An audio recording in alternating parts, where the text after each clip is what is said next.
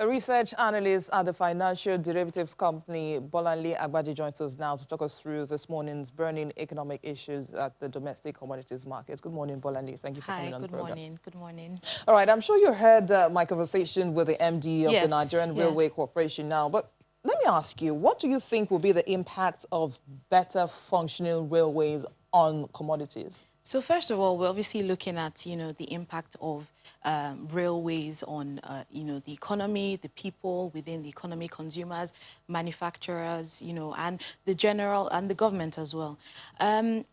First of all, it's important to know that in an industrialized society, it doesn't make sense if you don't have, another form of transport, which is rail. It's a long time coming. I know we had it a few years back, but, it wasn't maintained properly. And obviously, we got to a situation where there was now over-dependence on, road transportation. But in a society where, you have economic activity booming, you obviously need to have, another form of transportation, which is rail. So it's great news that, the new rail line is coming to play on Monday, like he mentioned. And obviously, looking at the impacts, we focused on like 5 areas. One, and the most important, will be the logistics costs, which, we've come here numerous times talking about, inflation numbers going up. Recently, we found out that, it's more or less from the supply side rather than from the demand side of things. And when we looked at some, some companies, Dangote and the likes, Guinness and some other manufacturing companies, and focused on their logistic costs, in their financial statement. And we realized that, well, Dangote, which is, the biggest manufacturing company in Nigeria at the moment, we saw that, logistic costs had increased significantly, over the past 9 months. And this plays a significant impact on consumer prices as well. So, so definitely when you have another alternative, which is rail, then it means that, we should see a decline in logistic cost, and which should translate into lower commodity prices, which obviously moves me on to, the impact on commodity prices in general. We've seen that, inflation numbers have been climbing significantly for the past few months. And we do hope that this new rail line would, positively impact, the commodity prices going forward, at least in the new year. And when it also comes to real estate as well, real estate plays an important role when it comes to the rail line, because you have a lot of people that are living on the outskirts of Lagos, trying to obviously work within the Lagos metropolitan city, but they cannot necessarily afford to live in these areas. So it means that, when a new project like this would mean that, they can possibly live in places like Abeokuta, Ibadan, and easily transport themselves to Lagos, to and fro, which should take only about an hour, and this would also improve the productivity of these workers, and also even the standards of living. And also talking about, tax revenue as well. It would obviously improve the level of state revenue in places like Ogun State and Ibadan. And it will make sense, because when you live in places like that or states like that, you have more peace of mind. The whole, traffic jam and all of that you see in Lagos should obviously ease the tension. So those are the areas or the impact of this new rail line on the economy. So it would actually go a long way in easing a lot of the challenges that many people are currently facing. Definitely, yes. It's something that, it's been a long time coming, and we'll definitely see the positive multiplier effect on, certain areas of the economy. And also, we also talk about the BRT, the transport lines. Transport fares had increased significantly, about 73%. That's huge, from the COVID lockdowns to the EndSARS lockdown as well. That had even doubled the prices of transport fares. So this alternative rail line would obviously ease out the pressure on, or the demand for other transport fares, like transport alternatives like buses and, taxis and the likes. And what about the effects of the recent increase in the price of petrol as well? Oh, yes. So obviously using rail as an alternative, it's more efficient. So the pressure and the demand for, using like if I use myself as an example, if I would, normally drive from, say, Mowe to the Lagos metropolitan city to work, now that this rail line has come into play, I would obviously look at the alternative of, saving cost, improving my disposable income in any sense, and, focusing on the alternative options. And it will also mean that, I can live in other areas and boost my standard of living as well. All right, now let's shift gears to talk about oil prices. Now, of course, we see them down this morning. Brent crude is trading at about $47 per barrel as at this morning, and that's amid uncertainty about whether OPEC Plus will agree to extend a large output cut talk this week. But what's the implication of this, especially on Nigeria? We like to always tie it to how it affects us. Yes, so currently our budget benchmark for the 2020 budget is about $30 per barrel. So what this means is that, at oil trading at about 47, we still have a lot of headroom. But going forward into the 2021 budget, where you have a budget benchmark of about $40 per barrel, then it calls to situation what the average, oil price would be for the year. But I think the reason why, OPEC Plus are still conflicted is because of the vaccine news. You have some countries that are extremely optimistic and wondering why they should continue the output cuts. And also, you have other countries that are less optimistic about, the vaccine. Because technically, when you have the news of the vaccine, it will obviously take some time before it can be felt in the economy. Demand pressures having been, pulled up. You've seen a lot of countries that have gone back into lockdown. So, I'm sure they're taking time to deliberate on the issues because it's quite sensitive. It's detrimental to the, revenues of some of these countries. So I'm sure they're probably, wondering what oil prices would trade at or what it would possibly be going forward. Well, where do you see prices trading in the coming days? Well, we do expect prices to trade between $48 to $50 per barrel, just because we're also optimistic about the vaccine news as well. And obviously, the signal effect would definitely drive up prices. And obviously, looking at the future as well, or future prices, we do know that once you have this kind of news of the vaccine, it means that going forward or in the nearest future, we should expect demand for oil, especially from China as well. China's recovery has played a huge, impact on the recovery that we've seen so far.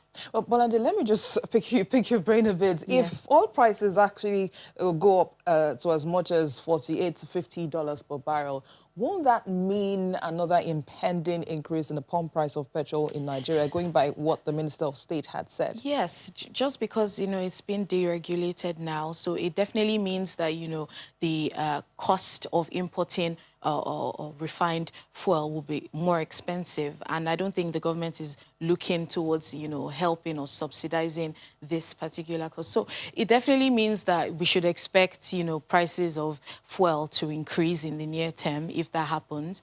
But at the same time, we've talked about this rail situation as well. I'm sure people would find better alternatives to transport themselves. And, the 117 naira per litre that we are seeing so far, it seems like people have suddenly adjusted to it.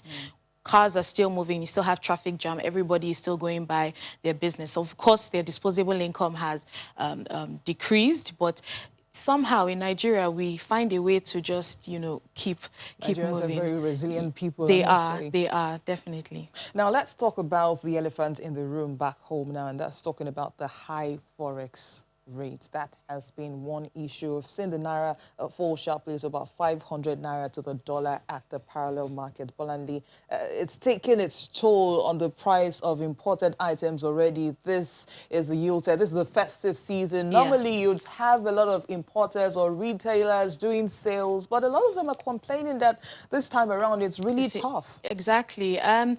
Well, the IMF has called that, we should have devalued the currency and, created a unified, exchange rate a long time ago. And I think this is the negative implication of that, because you have in the black market taking advantage of, this low supply of dollars, and that's what we had seen. But I'm sure the central bank is working tirelessly on ways to, improve this dollar supply. And also, I think it's also because of the forex rationing that they have been, or the program they have been, carrying out so far, and that has put significant pressure on the dollar. But we don't see any good news regarding the exchange rate coming so far. But in case the oil prices, increase its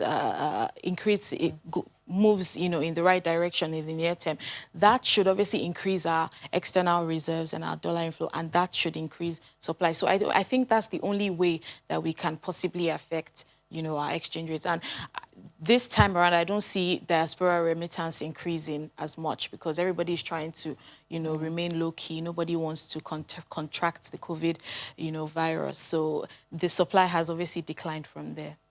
Now, let's talk about another issue now. That's the fact that the World Bank is providing 20% grants to finance retail cost of Nigeria's solar power home system. So how much of a relief will this be, looking at the state of electricity supply in the country? It will definitely be a huge relief. We've seen, power supply remain stagnant for a few months now. And I think, was it yesterday or Sunday that we saw the news of the power grid in Kaduna and Eco Distribution, company. When you have things like that, you obviously need to have an alternative, so the dependence on, these power grids is huge, and it's not, benefiting us in the long run.